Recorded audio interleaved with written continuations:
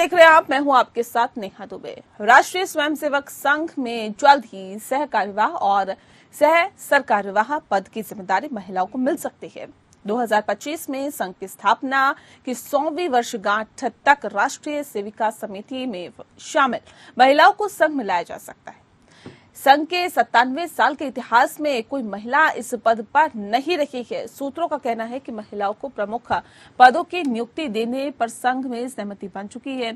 इसी को देखते हुए पहली बार नागपुर में संघ के दशहरा कार्यक्रम में मुख्य अतिथि के तौर पर पर्वतारोही संतोष यादव को आमंत्रित किया गया। संतोष यादव पहली महिला हैं जो कि इस कार्यक्रम में मुख्य अतिथि बनी हैं।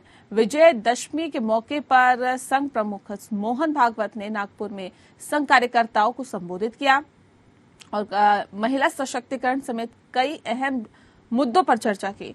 मोहन भागवत ने फैसला लेने की प्रक्रिया में महिलाओं को शामिल करने पर जोर दिया। भागवत ने कहा कि हमारी परंपरा में महिलाओं को शक्ति का प्रतीक माना गया है और शक्ति ही शांति और शुभ का आधार है।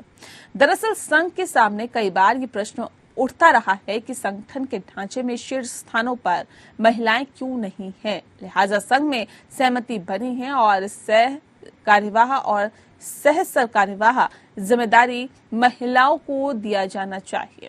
आने वाले समय में राष्ट्रीय सेविका समिति से जुड़ी स्वयं सेविकाओं को संघ में आने का मौका मिलेगा। संघ से जुड़े लोग कहते हैं कि संघ की जब स्थापना हुई थी उस वक्त संघ के विचारों के प्रचार प्रसार के लिए घर के पुरुष सदस्यों से ही बातचीत होती है।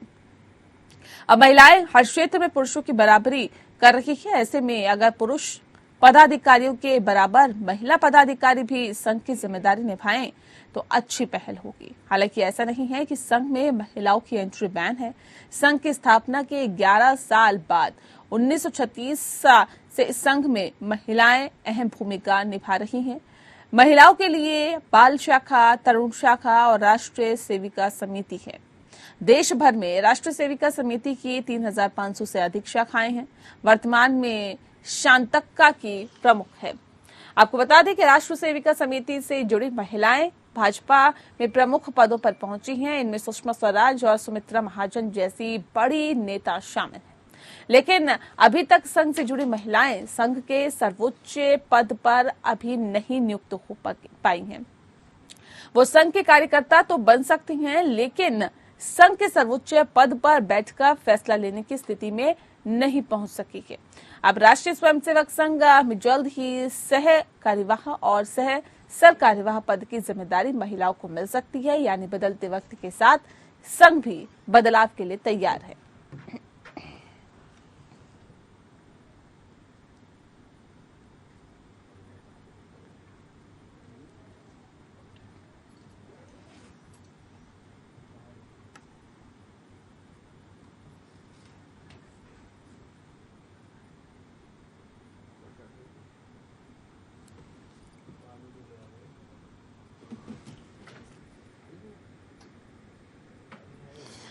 और चलिए इस विषय पे आज हम तफसील से चर्चा करेंगे। खास मेहमान हमारे साथ मौजूद हैं और उनसे आपका परिचय करा देते हैं। इस वक्त हमारे साथ आर के मिश्रा जी हैं, प्रवक्ता है भारतीय जनता पार्टी के। बहुत स्वागत है आपका।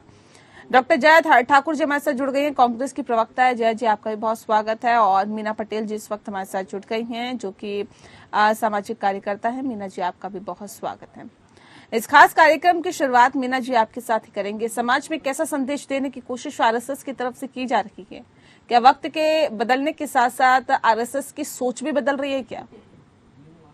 नहीं, बिल्कुल। मैं ये बात स्पष्ट रूप से कहना चाहूंगी कि पहले तो ये कि नवरात्रि के शुभ अवसर पे अभी आरएसएस वालों ने जिस तरह से एक मैसेज दिया है महिलाओं के लिए, वो बहुत ही मैं जरूरी भी समझती हूँ और बहुत आवकारदायक भी है।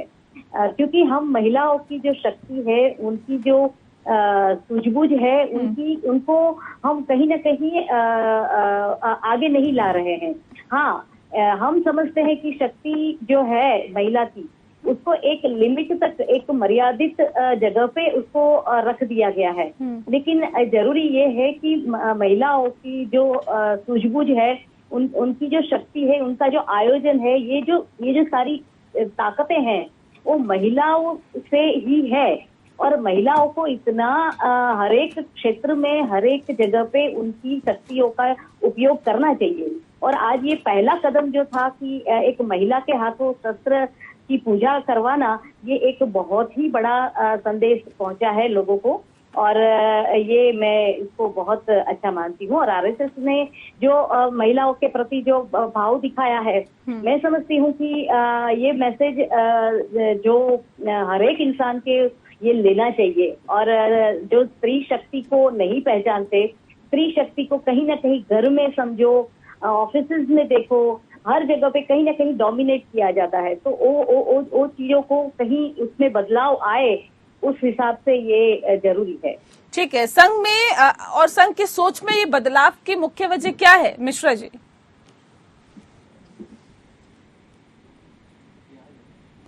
मिश्रा जी, आपकी आवाज हम तक नहीं पहुंच पा रही। आवाज आ रही है? जी जी जी, रखिए अपनी बात। मैं कह रहा हूँ कभी भी संघ ने महिला को कम करके नहीं आता।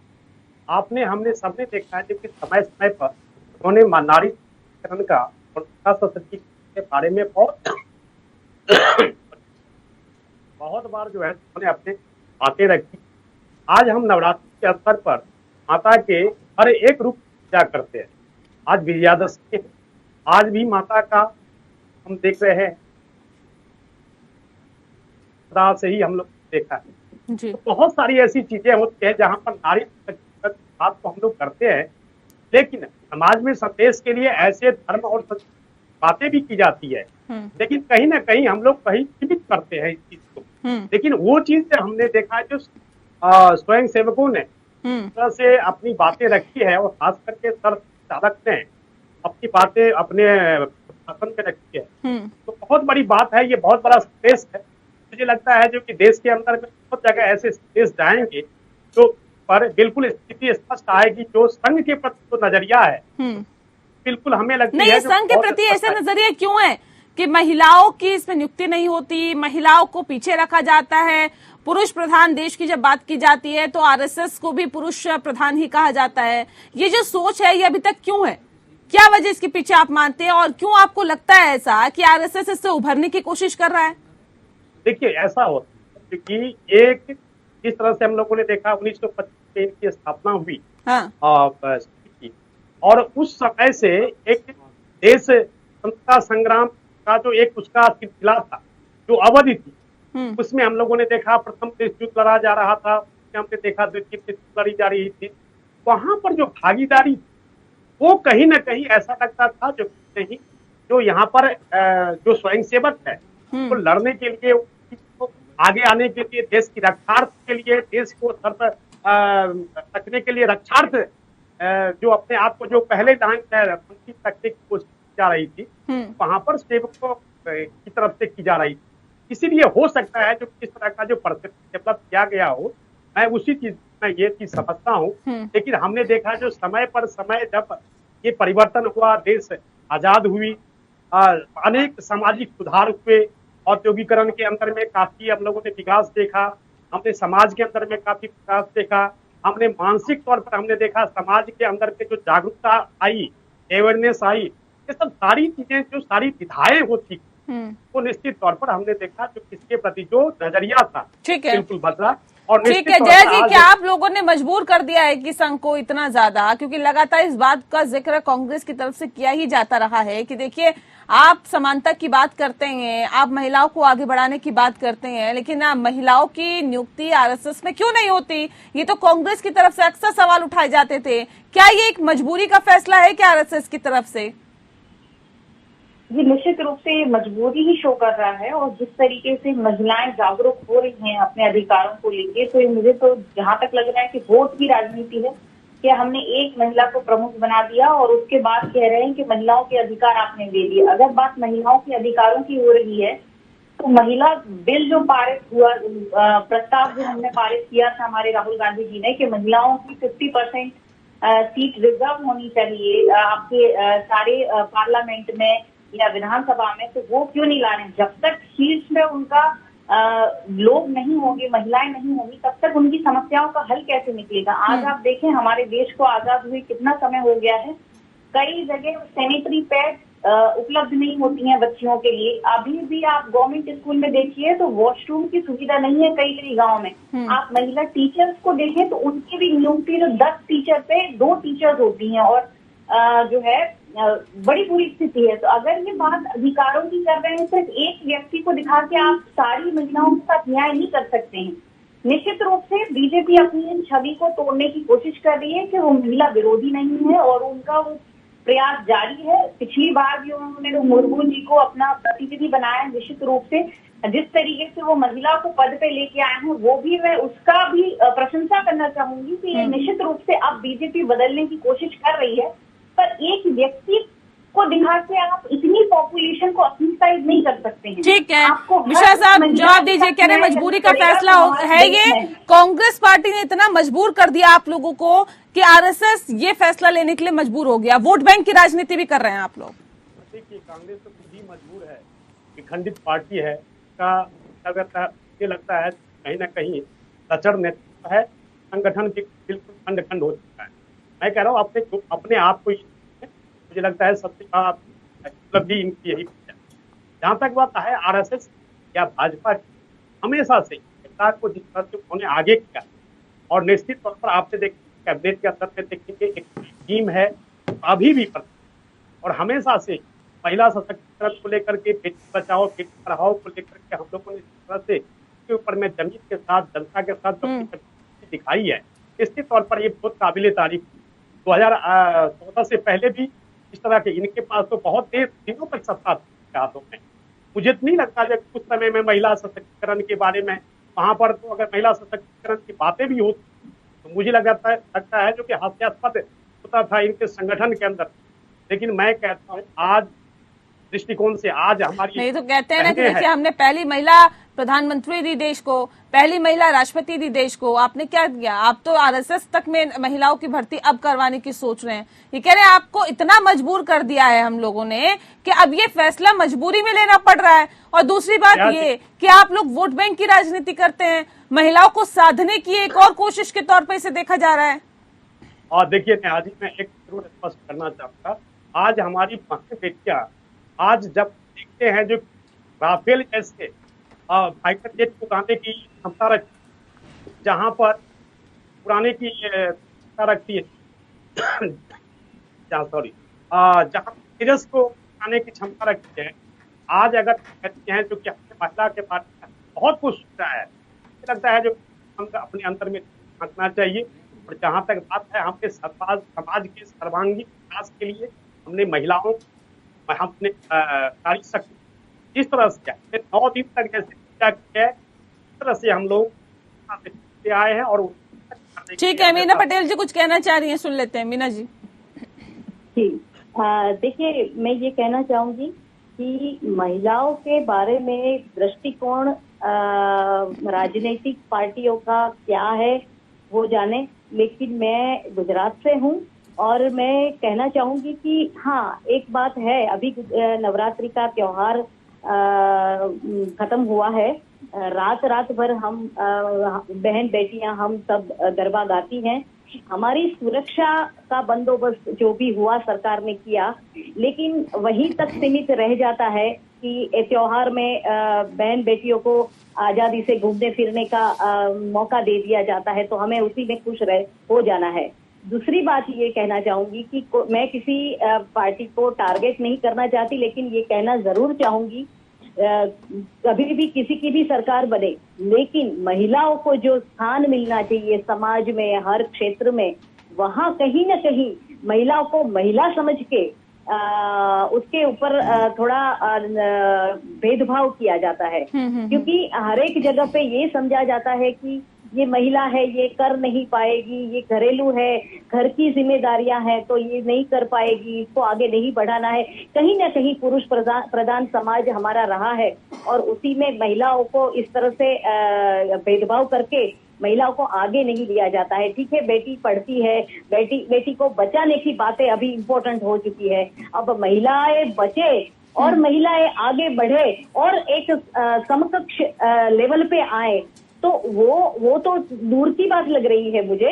लेकिन हाँ, अगर शुरुआत हुई है, लेकिन संघ की जिस तरह से सोच बदल रही है, आप मान रहे हैं देश बदल रहा है या फिर महिलाओं के प्रति लोगों की सोच बदल रही है? अब आरएसएस जैसी शाखा में अगर महिलाओं की एंट्री की बात की जा रही है या फिर प्रमुख पद पर बैठाने की बात की जा रही है, तो जाहिर तौर पे कहा जा सकता है कि अब कुछ बदल रहा है, देश बदल रहा है, सोच बदल रही है।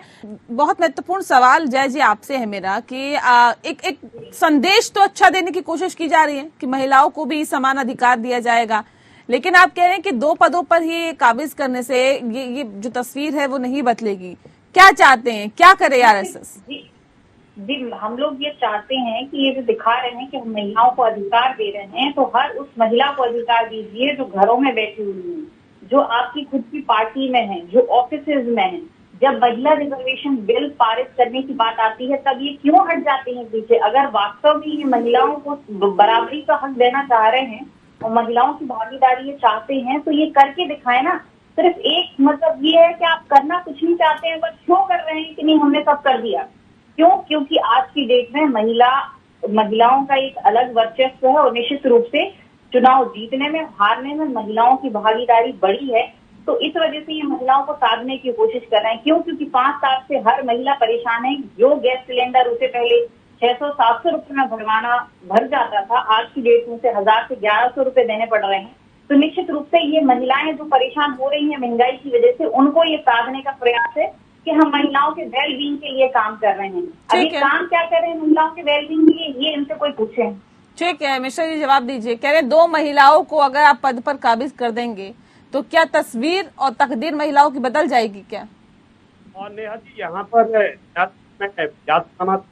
वोट बैंक की राजनीति किसने की है? पिछले चुनाव में देखा था कि 70% आरक्षण आई हुई और केवल के लिए आप 55-60 सालों आप सब हैं, ये आपसे करना चाहिए। आपने अगर महिला सशक्तिकरण के बारे में नारी शक्ति आज 2022 के अंदर में वर्तमान में इस चीज के लिए लड़ना नहीं पड़ता और सामाजिक परिदृश्य है इस तौर पर एक अलग। मिश्रा जी आपकी आवाज हम तक ठीक से नहीं पहुंच पा रही, एक बार फिर से आपको कनेक्ट करते हैं हम। लेकिन मीना पटेल जी, अब सवाल ये भी है कि देखिए जिस बात का जिक्र अभी जया ठाकुर जी कर रही थी कि देखिए एक तो ये मजबूरी है आरएसएस की, और दूसरी बात यह है कि 2 महिलाओं को काबिज करने से ये जो तस्वीर और तकदीर महिलाओं की है वो नहीं बदलेगी। इसके लिए पुख्ता तौर पर कदम उठाने की जरूरत है। क्या लगता है आपको कि आरएसएस ने तो खैर ये सोच में अपनी परिवर्तन किया ही है, इसकी मुख्य वजह क्या है? वाकई ये राजनीति से प्रेरित कदम है क्या? देखिए, मैं ये कहना चाहूंगी कि आरएसएस वालों ने अगर महिलाओं को आरएसएस में एंट्री दे रहे हैं तो आगे के आने वाले समय में मैं जरूर उम्मीद करती हूँ कि एक वेल ट्रेन्ड महिला वहां से एक अच्छे आयोजन के लिए एक बहुत अच्छी तरीके से महिला बाहर आएगी और उनकी जो शक्ति है, सूझबूझ है, उनकी जो भी है वो चीजें बहुत खिल के बाहर आएगी।